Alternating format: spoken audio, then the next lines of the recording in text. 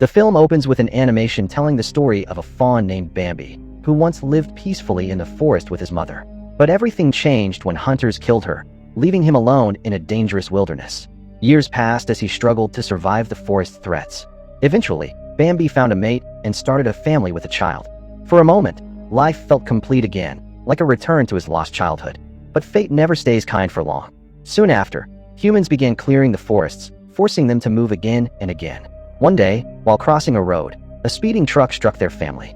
Bambi survived with minor injuries, but his mate was killed instantly due to the driver's carelessness. Their child, terrified by the crash, ran back into the forest. The driver stopped, but not to help. Instead, he went to the riverbank and dumped barrels of toxic chemicals into the water, then fled as if nothing had happened. A cruel detail that would later change everything. Bambi, broken by grief and rage, approached the same river. Overcome with thirst and emotion, he drank the contaminated water. For a moment, it seemed like he would die in silence, but instead, something unnatural began. Pain consumed him. His bones cracked and shifted, his body twisted violently, and his form changed. Muscle by muscle, tooth by tooth, Bambi transformed into something unrecognizable. No longer a gentle deer, but a towering monster walking on two legs. It almost felt like the forest itself was punishing him, or using him. In that moment, one thing was clear. Grief had turned into rage, and rage into something far worse. He vowed revenge on humanity. The scene cuts back to reality. Xana and her son Benji are preparing to celebrate Thanksgiving, but the mood is broken. Xana's husband canceled at the last moment. Now she must travel alone with her son to a remote cabin in the woods where Benji's grandmother lives. Already frustrated, she hires a taxi instead of driving. Benji feels sick from the winding forest roads, and tension builds in the car. Xana tries to joke, asking, "What if your dad's not here? Who's going to eat us in this jungle?" But the driver doesn't laugh. Instead, he warns them seriously. This forest isn't normal. People disappear here. That warning lingers in the air. Benji suddenly feels worse and asks the driver to stop. The car brakes hard, but in the next instant, something massive slams into it. The impact is so strong the vehicle flips into a ditch. Chaos follows. Xana and Benji barely survive the crash, crawling out of the wreck. The driver is gone, dragged into the darkness by something unseen. Something hunting humans. A terrifying thought settles in their minds. They are not alone here. Then they hear it. Heavy footsteps and a deep growl in the silence. They run through the forest, fear pushing every step, until they finally reach Grandma Mary's cabin. Inside, the family is already gathered. Simon's brothers, their wives, and children, waiting and annoyed because Simon hasn't arrived. The grandmother sits strangely in her chair, suffering from dementia, drawing disturbing sketches and muttering to herself like she sees things no one else can. Then a knock. Xana and Benji arrive, shaken and trembling. The family rushes them inside and demands answers. Benji describes the crash and something else in the woods. Something alive. A creature. Silence falls. One of Simon's brothers tries to act brave, grabbing a flashlight and saying he will go help the driver. But deep in the forest, something else is already moving. Hunters. They are not ordinary hunters. They work under a contract from the Wilbaxer Company. Their mission is clear.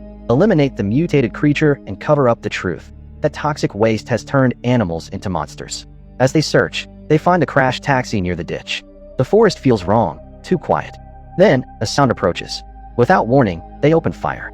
Someone falls. It is Simon's brother, the one who came to help. A tragic mistake.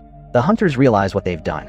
Fear and anger mix, but instead of reporting it, they hide the body, burying the truth with him. Back at the cabin, Xana notices something disturbing in the grandmother's drawings. There is only one repeated image, a black deer with twisted horns. Not just a drawing, but a warning. The grandmother keeps whispering that it's outside. Benji looks out the window. He freezes. Standing among the trees is a creature, Bambi, but not the deer from stories. This one is wrong. Standing upright, glowing red eyes, massive horns, something between animal and nightmare. It charges. The cabin breaks into panic. Doors slam, people scream, trying to escape as Bambi smashes inside with brutal force. The attack is fast and unstoppable. Some escape to a vehicle. Others are not so lucky. Inside the chaos, one woman hides in the bathroom, but Bambi breaks through and kills her with his horns. Outside, survivors try to escape, but the car won't start. That moment of helpless silence feels worse than the attack itself. Then it starts. But Bambi is still there, chasing them, jumping at the vehicle again and again, like something driven by pure rage.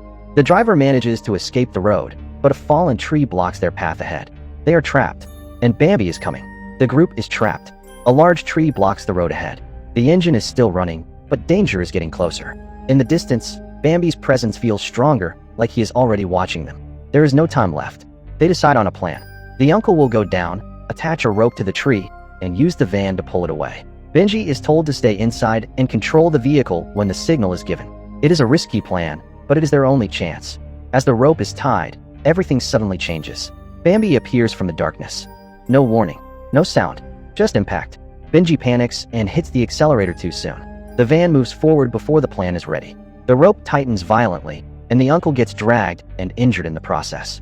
A small mistake turns into a serious accident in seconds. Meanwhile, his son tries to escape into the forest, but makes another mistake. He kicks a rabbit out of frustration. That moment triggers something worse. The rabbits return, but they are not normal anymore. They attack in groups, aggressive and unnatural. They overwhelm him, and he disappears into the chaos of the forest.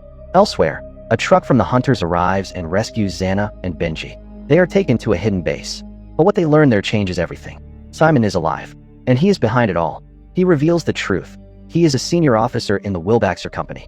The toxic waste dumped in the forest was his decision, made to save money. That waste transformed animals into dangerous creatures, including Bambi. To hide the truth, he hired hunters to clean up the situation. But now everything has gone wrong. Xana confronts him, blaming him for the death of his brother and the danger to everyone else. Simon shows no remorse. He coldly admits he never wanted responsibility in the first place. Benji hears this, and he runs away. Deep in the forest, Benji finds a cage covered with cloth. Inside is a small fawn being used as bait. He realizes it is part of a trap to lure Bambi. He looks at the frightened animal and sees himself in it. Without thinking, he opens the cage and sets it free. Somewhere in the forest, Bambi senses something. Not just danger, but something familiar. His child is nearby. He abandons everything and moves toward that feeling. At the hunter's base, panic spreads. The creature has arrived. Bambi enters with force. Guards fall back. Gunfire fails to stop him. Everything turns into chaos as the base collapses. Simon tries to escape in his car, locking himself inside, believing he is safe. But he makes one mistake. He forgets the back window. The infected rabbits return and enter the vehicle. The situation ends quickly, and Simon's fate is sealed. Only Xana, Benji, and Bambi remain. The creature stands over them, breathing heavily. Everything becomes still. Then the fawn appears from the bushes. Bambi sees his child. For a moment, the rage disappears. Father and child are reunited. But peace doesn't last long. The injured hunter from earlier is still alive. He raises his gun and fires. Bambi is hit. Even as he falls, the hunter believes he has won. But Grandma Mary steps out of the darkness and ends the threat. Xana and Benji return to a silent scene. Bambi lies still. The fawn tries to wake him, but he doesn't respond. Everything goes quiet. The child is left alone, just like Bambi once was. And with that, the story comes to an end.